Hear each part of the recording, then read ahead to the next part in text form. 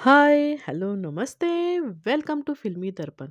Big Boss Marathi season 5 आणि तुमचा आमचा सगळ्यांचा लाडका सूरज. सूरज झालेला आहे या आठवड्याचा कॅप्टन आणि सूरज हा म्हणजे सगळ्यांची सगळ्यांची इच्छा होती. त्याची स्वतःची पण इच्छा होती, प्रेक्षकांची पण होती, की सूरज हा कॅप्टन व्हायला हवा आणि बरोबर गणपतीच्या मुहूर्तावरती सूरज हा कॅप्टन झालेला आहे. आणि पहिलं जे सूरजनी केलेलं आहे, की गणपती बाप्पाचे त्याने खूप आभार मानलेले आहेत. आपण पाहिलं, की गणपती बाप्पाला तो म्हणतो, की हा माझा मोठा भाऊ आहे किंवा मी गणपती बाप्पाचा छोटा भाऊ आहे आणि त्याने गणपती बाप्पाचे आभार मानलेले आहे. म्हणजे काय आहे बघा हे. म्हणजे सूरजचं जे आहे, जे आपण म्हणतो लॉ ऑफ अट्रॅक्शन, ग्रॅटिट्यूड खूप मोठे-मोठे शब्द वापरत असतो आपण आणि सूरज इथपर्यंत पोहोचलाय कारण त्याच्यामध्ये खूप ग्रॅटिट्यूड आहे.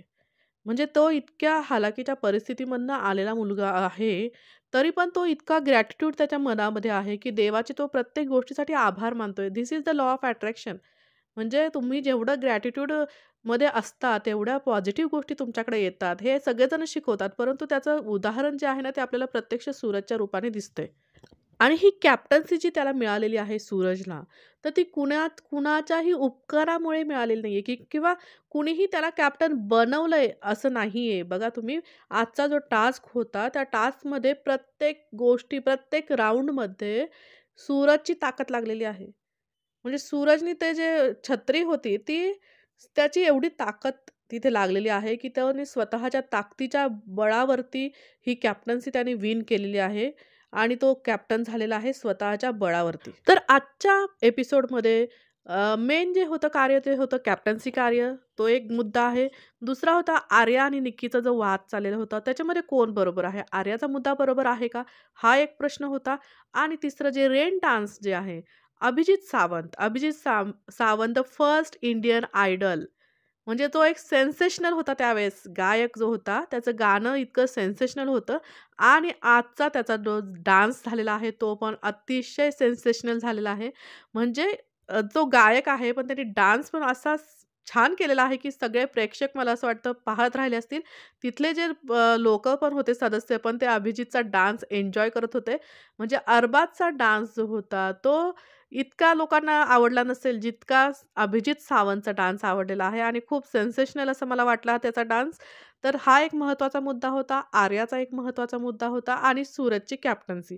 तर चला तर मग पहिल्यापासून बघूयात एपिसोडमध्ये काय-काय झालेलं आहे. तर एपिसोडच्या सुरुवातीलाच बिग बॉस जे आहे ते पॅडी दादांना विचारतात, की तुम्ही पावसामध्ये कधी भिजला होतात? आणि शेवटचं कधी भिजला होतात? त्यानंतर वर्षाताईंना विचारतात, सगळ्यांनाच प्रश्न विचारतात, की तुम्ही कधी पावसामध्ये भिजला होतात? आणि वर्षाताई तर सांगतात, की मला पावसात भिजायला आवडतच नाही. कारण त्यांनी इतकं डान्स केलेला आहे फिल्म्समध्ये हीरोज बरोबर, की आता त्यांना पावसात भिजायला खरंच काही त्यामध्ये नाविन्य नाही किंवा आवडत नाही असं त्या म्हणाल्या. आणि बिग बॉसने इथं सगळ्यांची भिजण्याची व्यवस्था केलेली आहे. प्रेक्षकांना पण एन्जॉय झालं आणि ते सदस्यांना पण एन्जॉय झालं पावसात भिजण्याचं आणि कॅप्टन्सी टास्क पण झाला. म्हणजे 3 तीर से निशाना असं हे कार्य जे आहे आजचं झालेलं आहे. तर कॅप्टन्सी कार्य जे होतं त्याच्यामध्ये होतं, की बाबा बझर वाजला, की म्हणजे बझर जो वाजवेल, सगळ्यात आधी जो बझर वाजवेल त्याने जाऊन रेन डान्स करायचा होता तिथे आणि जोपर्यंत रेन डान्स चाललेला आहे, तोपर्यंत इकडे एक छत्री होती, पावसाची छत्री. ती छत्री जर त्यांनी रेड ब्लॉकमध्ये जर हलवली, तर जो व्यक्ती डान्स करतोय त्याच्या मताला काही व्हॅल्यू नाही. आणि पण जर ती छत्री जर तुम्हाला हलवता आली नाही रेड रेड ब्लॉकमध्ये, तर मात्र तो जो डान्स करणारा आहे, तो ज्या व्यक्तीला कॅप्टन्सीमधनं अपात्र ठरवेल, तो अपात्र होणार आहे. तर असा हा एक टास्क दिलेला होता बिग बॉसने कॅप्टन्सीसाठी. तर इकडे आपण पाहिलं, की कॉम्पिटिशनमध्ये अंकिता आहे, वर्षाताई आहेत, परत सूरज आणि जान्हवी आहे. तर इथे जान्हवीचा जर चान्स आपण पाहिला, तर जान्हवीच्या बाजूने बहुमत नव्हतंच. कारण फक्त अरबाज आणि वैभव हे दोघंच जण तिच्या साइडने होते. निक्कीसुद्धा तिच्या पूर्ण विरोधामध्ये आहे आणि इकडे अंकिता आणि वर्षाताई या कॅप्टन एकदा-एकदा झालेल्या आहेत. त्यामुळं सूरजला खूप जास्त चान्स होता कॅप्टन बनण्याचा. इथे डी-पी दादा जे आहेत ते अंकितासाठी फोर्स करत होते, की अंकिताला पण कॅप्टन बनवा म्हणून. परंतु जे बहुमत होतं ते सूरजच्या बाजूनेच होतं. अभिजितला पण असं वाटत होतं, की सूरजने कॅप्टन व्हावं. पॅडी दादांना पण वाटत होतं. त्यामुळं अंकिताने सुद्धा माघार घेतली आणि सूरजला कॅप्टन बनवायचं जवळ त्यांचं फिक्स झालं होतं. इकडे अरबाज आणि वैभव जे आहे ते जान्हवीला सपोर्ट करत होते आणि बजर वाजवून जो आहे, तर तो अ, अरबाज आणि वैभव जे आहे ते जान्हवीच्या साइडनीच जे त्यांचं जे कार्य आहे ते करणार होते आणि इकडं आपण पाहिलं की निक्की येऊन इकडे सांगतीये, की बाबा हे दोघं जण आहेत ते जान्हवीला सपोर्ट करणार आहेत आणि ते सूरजला बाहेर काढणार आहेत सगळ्याच्या आधी. असं ते सांगतायत. म्हणजे त्यामुळं सूरजला तुम्ही वाचवा. असं लगेच निक्की म्हणते, की मला पण सूरजला कॅप्टन बनवायचंय आणि निक्कीचं पहा, तिला माहिती आहे, की सूरज आता पॉप्युलॅरिटीमध्ये खूप त्याचं जे आहे प्रेक्षकांमध्ये ते खूप जास्त आहे आणि त्यामुळं ती सूरजशी जे आहे तिचं एक कनेक्शन बनवतीये, की प्रेक्षक त्याच्यामुळे तिच्याशी पण कनेक्ट होणार आहेत. म्हणजे ही जी आहे निक्की ती खूप डोक्याने गेम खेळतीये, खूप डोकेबाज आहे ती मुलगी आणि इथं सूरजला सपोर्ट केल्यानंतर तिला सुद्धा सपोर्ट मिळणार आहे प्रेक्षकांचा हे तिला माहिती आहे आणि म्हणूनच ती सूरजला सपोर्ट करतीये.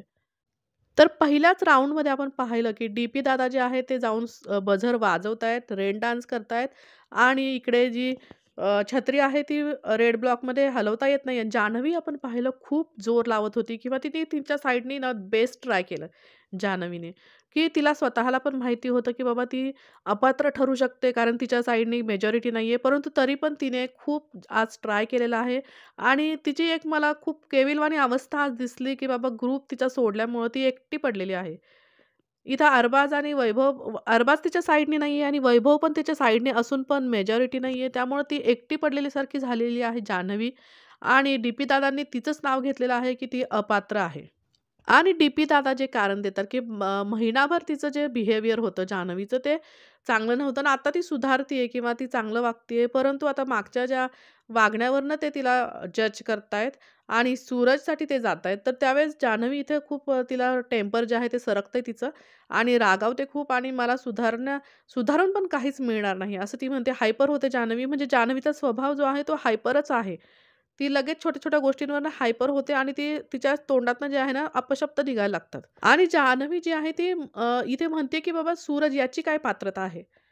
आणि परंतु तिथे तिने स्वतःला खूप कंट्रोल केलेला आहे आणि ती वैभवसमोर रडतीये आणि ती म्हणते, की हे काय रिझन दिलं त्यांनी.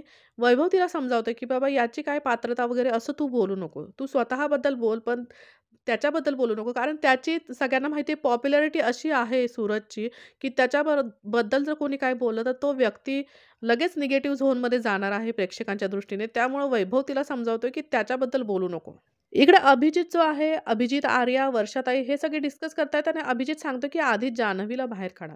मग जान्हवीला बाहेर काढलं, की मग तुमच्या तिघांमध्ये तुम्ही लढा. आणि अरबाज निक्कीला सांगतो, की ती बाहेर जाणारच. 2च वोट आहेत तिच्याकडे. म्हणजे अरबाज पण जो आहे तो फक्त निक्कीच्याच बाजूने आहे. त्याला बाकी दुसऱ्या कुठल्याही सदस्याशी काहीही देणं-घेणं नाहीये. ना वैभवशी ना जान्हवीशी. म्हणजे जान्हवी आणि वैभव यांनी स्वतःचा 1 महिना जवळ-जवळ 1-1.5 महिना त्या अरबाज आणि निक्कीसाठी घालवलेला आहे आणि ती त्यांची सगळ्यात मोठी चूक झालेली आहे. कारण अरबाज जो आहे त्याला कुठल्याही रिलेशनची कदर नाहीये आपण पाहिलं. फक्त निक्की त्याला हवी आहे आणि जान्हवी तिला तो बहीण मानत होता. तिच्याबद्दल सुद्धा आता तो वेगळेच म्हणजे चांगला त्याचा ॲटिट्यूड नाहीये. आणि नंतर आपण पाहिलं अरबाजचा डान्स सुरू होतो. अरबाज असा डान्स करतो, की बाकी सगळेजण शरमेने मान खाली घालतात. अभिजित सुद्धा म्हणतो, की "बाबा इथे सगळ्यांना डान्स बघायचा आहे, त्यामुळं असं काही करू नको." वर्षाताई पण म्हणतात, की "जनाची नाही तर मनाची लाज असायला हवी." आणि अ, अरबाज त्याचा डान्स एन्जॉय करतो. पण बाकीचे लोकं जे आहेत ते म्हणजे आपण पाहिलं जान्हवीने सुद्धा मान खाली घातली किंवा बाकीच्यांना पण ते बघावासा वाटत नव्हता डान्स त्याचा. आणि इथे आपण पाहिलं, की जी छत्री होती ती रेड झोनमध्ये घेऊन गेलेला आहे सूरज. जान्हवी खूप ताकद लावतीये, परंतु तिची ताकद इथे खरंच कमी पडतीये खूप. सूरज इतका तो स्ट्राँग आहे, स्ट्रेंथ आहे त्याच्यामध्ये, की त्याला कोणीही हरवू शकत नाही. म्हणजे अंकिता पण शेवटी एका ठिकाणी म्हणते, की बाबा त्याची इतकी ताकद आहे, की कुणीच त्याच्यासमोर ताकद लावू शकत नाही. म्हणजे हा गावाकडचा मुलगा आहे, गावाकडं वाढलेला आहे, चटणी-भाकरी खाऊन वाढलेला आहे. म्हणजे त्याला जेवायला सुद्धा 2 टाईम व्यवस्थित मिळत नाही, परंतु ती गावाकडची ताकद आहे बाबा. म्हणजे जे गावरान जे म्हणतात ना, गावरान गोष्ट आहे त्याच्याकडे. त्याच्यामुळं त्याच्यासमोर तर कुणाचाच टिकाव लागणार नाही आणि तर जानवी तो क्या चीज है. लावली तिने खूप ताकद, पण नाही तिचा काही उपयोग झालेला. हां आणि इथं वैभव याचा अरबाजचं जे आहे वोट जे आहे त्याचं अपात्र ठरलेलं आहे. कारण त्याने डान्स करून किंवा बझर वाजवून काहीही उपयोग झालेला नाहीये. त्यानंतर बझर वाजवतोय वैभव आणि वैभवचं सुद्धा सेम तसंच होतंय, की त्याचं सुद्धा जे मत आहे ते अपात्र ठरतंय आणि त्यानंतर आपण पाहिलं, की अंकिता जी आहे ती पुढारीला विचारते, की "तुला कोणाला करायचंय?" तर तो सूरजचं नाव घेतो. आणि डी-पी दादा जे आहेत ते किंवा पॅडीला म्हणतात, की "सूरजला करायला, पण ते हँडल करू शकेल का?" आणि इथे अभिजित सांगतायत, की बाबा ताकद जी आहे ना, सूरजची लागतीये. म्हणजे या पूर्ण टास्कमध्ये जर पाहिलं आपण, तर सूरजची पूर्ण ताकद लागलेली आहे. म्हणजे जर कोण कॅप्टन होण्यासाठी जर या टास्कमध्ये जर कोणी मेहनत केलेली आहे, ती खरी मेहनत सूरजचीच आहे. त्यामुळं सूरजच जो आहे तो कॅप्टन होण्यासाठी कॅपेबल आहे किंवा योग्य आहे असं म्हणता येईल.